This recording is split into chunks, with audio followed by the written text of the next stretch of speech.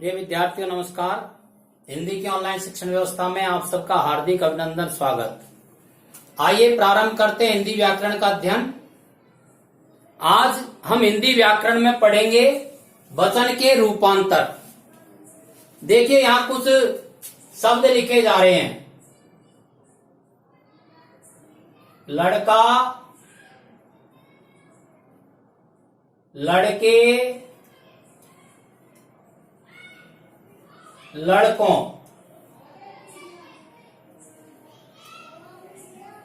बेटा, बेटे, बेटों। वह,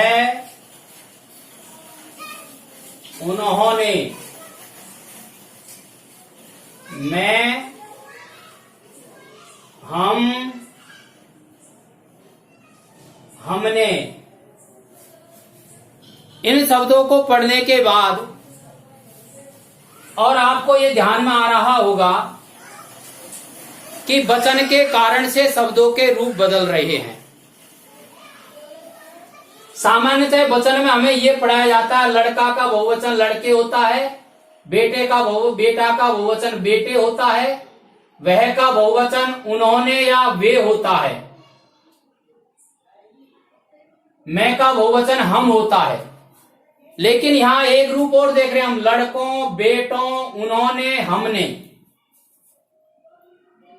इस तरह से और वचन के कारण से और शब्दों के रूप क्यों बदलते हैं, यह तो हम जान चुके हैं कि वचन के कारण से जितने भी विकारी शब्द है, संज्ञा, सर्वनाम, विशेषण और क्रिया, इनके रूप विकृत होते हैं, अर्थात इनके रूपों में परिवर्तन होता है। पर यह परिवर्तन इस प्रकार से क्यों होता है, इसका क्या कारण है, तो यहां यह हमें समझाया जा रहा है कि वचन के जो रूपांतर है वो दो प्रकार से होते हैं। आप यहां देख रहे हैं, लड़का एक वचन है, लड़के बहुवचन है और लड़कों भी बहुवचन है। तो बहुवचन के दो रूप है यहां पर। बेटा एक वचन है, बेटे बहुवचन है, बेटों ये भी बहुवचन है। वह एक वचन है, वे, उन्होंने दोनों बहुवचन रूप है। मैं एक वचन है, हम, हमने ये बहुवचन रूप है। अर्थात बहुवचनों के दो रूप यहां बताए गए हैं। तो ये दो रूप किस आधार पर है यह हमें समझना है। तो समझाया गया है कि वचन रूपांतर दो प्रकार का होता है। एक होता है विभक्ति रहित,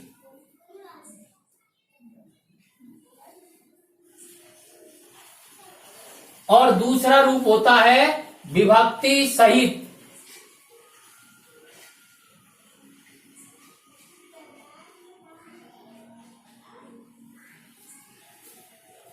विभक्ति रहित उदाहरण दिया है, मूल, रंग, तीन होते हैं। और इसी का दूसरा उदाहरण है, इन रंगों में से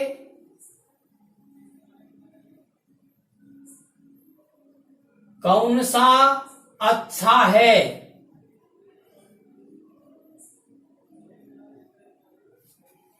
रंग, रंगों, यहां पर रंग बहुवचन है और इस वाक्य में भी रंगों बहुवचन है, लेकिन दोनों के रूपों में अंतर है।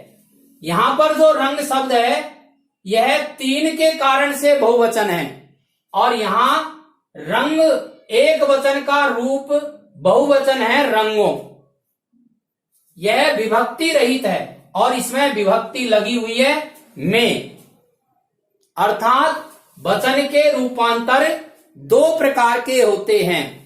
एक होता है विभक्ति रहित, और एक होता है विभक्ति सहित।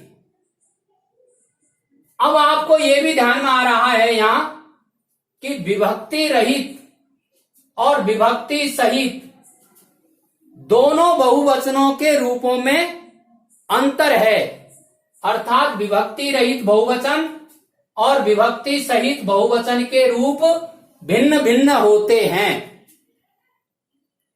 ये भिन्न भिन्न क्यों होते हैं? तो आपने संस्कृत में देखा होगा शब्दों के रूप चलते हैं, रामे है रामहु रामाहा, रामम रामहु रामान, क्योंकि संस्कृत में 3 वचन होते हैं, एक वचन, द्विवचन और बहुवचन। तो तीनों वचनों में रूप चलते हैं और प्रथमा विभक्ति जो होती है उसका मूल धातु से रूप बदल जाता है। लेकिन हिंदी में जो मूल शब्द है वही प्रथमा विभक्ति होती है। लड़का ये मूल शब्द है और यह प्रथमा विभक्ति भी है। बेटा यह मूल शब्द है, प्रथमा विभक्ति भी है। वह मूल सर्वनाम है और प्रथमा विभक्ति भी है। तो हिंदी में बहुवचन बनाने के लिए मूल शब्द में प्रत्यय जोड़ करके बहुवचन बनाते हैं। इसको अपन यहां लिख लेते हैं याद रखने की दृष्टि से। हिंदी में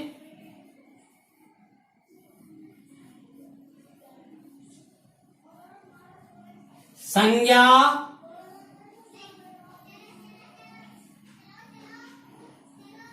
शब्दों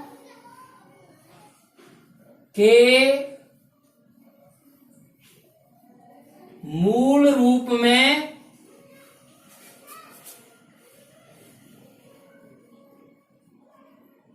प्रत्यय जोड़कर बहुवचन बनाते हैं।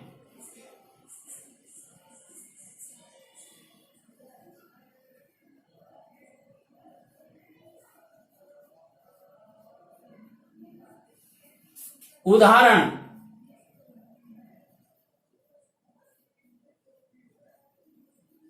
लड़का मूल संज्ञा है, बहुवचन होगा लड़के। बेटा मूल शब्द है, बहुवचन होंगे बेटे। सामान्यतः हिंदी में मूल शब्द में प्रत्यय जोड़ करके बहुवचन बनाते हैं, लेकिन जब इन बहुवचन रूपों में विभक्तियां जुड़ जाती है तो इनका बहुवचन रूप विभक्ति रहित बहुवचन से भिन्न हो जाता है।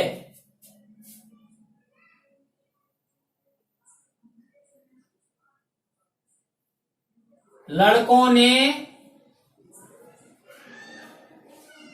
पुस्तक खरीदी।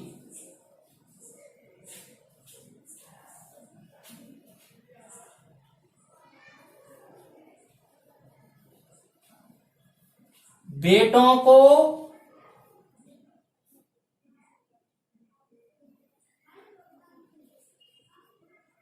पढ़ाना चाहिए।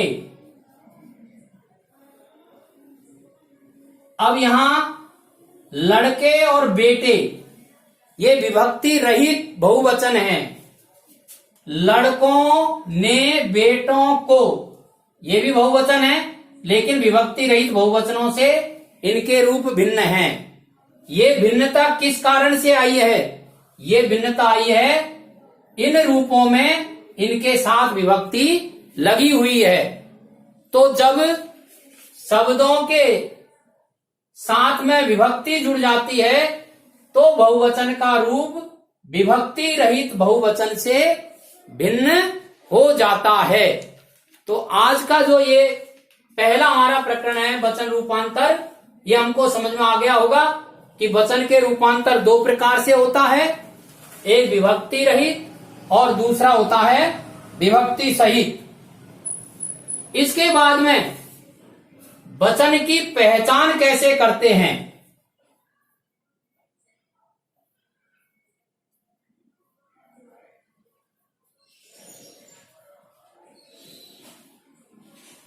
वचन की पहचान तो हिंदी में सामान्यतः वचन की पहचान संज्ञा, सर्वनाम और क्रिया के रूपों को देख करके ही करते हैं। जैसे इसको याद करने की दृष्टि से अपन लिख लेते हैं एक बार। वाक्य में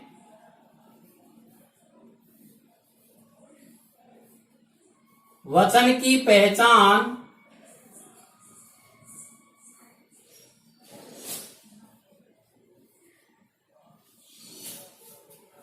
संज्ञा, सर्वनाम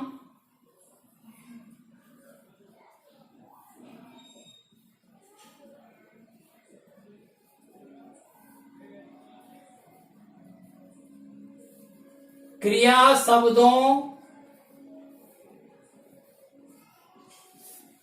शब्दों के रूपों से होती है।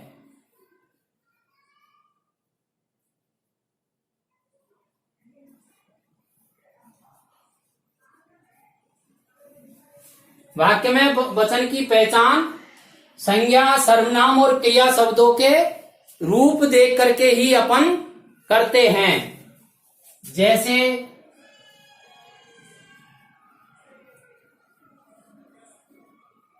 लड़का जाता है,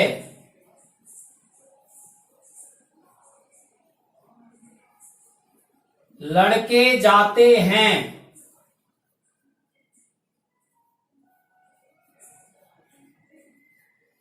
यहां पर लड़का संज्ञा शब्द है, इधर लड़के संज्ञा शब्द है, और यहां एक वचन संज्ञा शब्द है, ये बहुवचन संज्ञा शब्द है। तो यानी वचन की पहचान वाक्य में संज्ञा को देख करके करते हैं। एक वचन संज्ञा है या करता है, इसलिए इसके साथ में क्रिया भी एक वचन है। यहां पर बहुवचन करता है तो क्रिया भी बहुवचन है।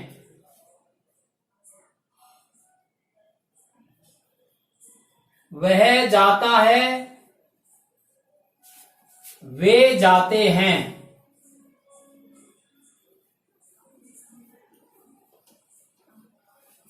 यहां पर वह सर्वनाम शब्द है, एक वचन है, और यहां पर वे, ये भी सर्वनाम शब्द है और बहुवचन है। तो वाक्यों में वचन की पहचान संज्ञा, सर्वनाम और क्रिया शब्दों के रूपों से ही करते हैं। परंतु एक दूसरी स्थिति और बनती है, उसको भी अपन समझ लेते हैं। वह क्या है? जब वाक्य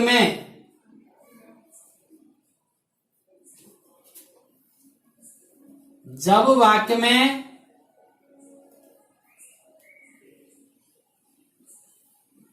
संज्ञा शब्द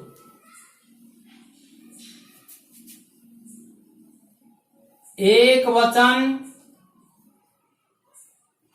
व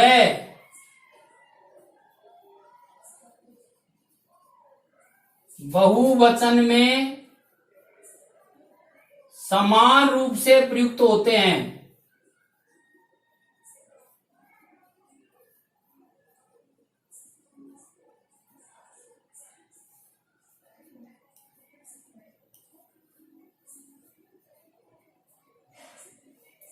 तो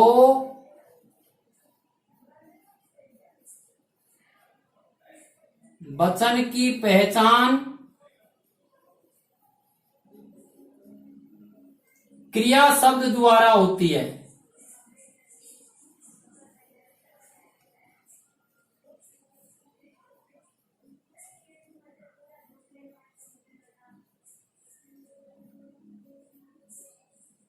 इसके भी उदाहरण देख लीजिए आप।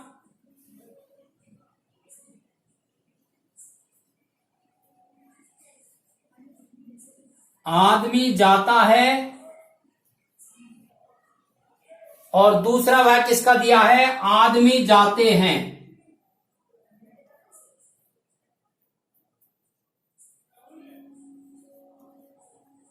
देखिए यहां पर आदमी संज्ञा शब्द है, एक वचन है, और यहां पर आदमी संज्ञा शब्द है, बहुवचन है। दोनों के रूप समान है। अब हम कैसे पहचान करेंगे कि ये आदमी एक वचन है और ये आदमी बहुवचन है? तो इसकी पहचान वाक्य में प्रयुक्त क्रिया के द्वारा ही करते हैं। अर्थात जब वाक्य के अंदर संज्ञा या सर्वनाम शब्द समान रूप से प्रयुक्त होते हैं एक वचन और बहुवचन में, तो उसकी पहचान हम क्रिया द्वारा ही करते हैं। ऋषि त्यागी है।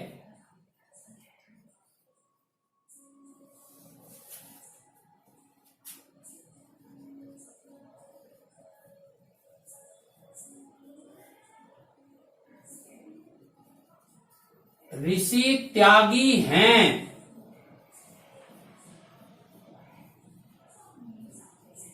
ऋषि शब्द समान रूप से प्रयुक्त हुआ है।